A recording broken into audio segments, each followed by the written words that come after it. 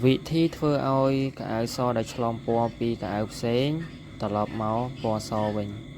hay nâng cái áo mới tiết cái áo làng lượng co cái áo ôn sấy này có nhờ nhóm cái áo còn miền pi cái áo muối ở trên lương làng lượng co hay cái áo mới tiết trên po cái chụp cái áo so này mơ thòm đa trong khơi nhà tờ đã chạy thời tháng ngày dân tới mơ trẻ tháng ngày mình khơi hay được bộ môn thưa cái áo nó cứ thì muối miền tật ô sầm á thì khi mà sao giờ bù máu thì bấy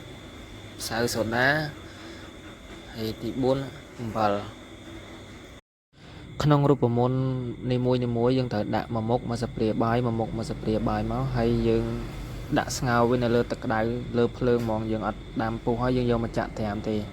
គឺយើងដាក់នៅលើភ្លើងស្ងោរវារយៈពេល10ទៅ20នាទីហើយចំពោះអាវឡើងលឿងកនេះគឺយើងត្រូវតែស្រង់មកយើងដោះបន្ថែមទៀតបើវាស្អាតហើយចំពោះអាវសនេះបើយើងមិនចាំបាច់ទេមិនបាច់ដោះក៏បានដែរព្រោះកៅអៅចេញពណ៌តែយើងដាក់ស្ងោរទៅគឺវាចេញសស្អាតតែយើងមិនបាច់ដោះថែមទៀតក៏បានដែរប៉ុន្តែគាត់ថាអានេះខ្ញុំដោះកន្លែងណាដែលប្រឡាក់អញ្ចឹងណាហើយនេះលទ្ធផលគឺកៅអៅចេញពណ៌គឺត្រឡប់មកសភាពដើមវិញហើយគឺសស្អាតវិញហើយកៅអៅពណ៌ផ្កាឈូកហ្នឹងគឺយើងស្ងោរគឺវាចេញអស់ហើយចំពោះកៅអៅដែលឡើងលឿងកហ្នឹងគឺស្អាតដែរ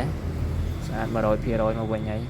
ដោយដែលខ្ញុំបញ្ជាក់អញ្ចឹងកៅអៅឡើងលឿងកនេះវាយើងដាក់ស្ងោរ10ទៅ20នាទីគឺយើងត្រូវតែរុះថែមទៀតបានវាស្អាត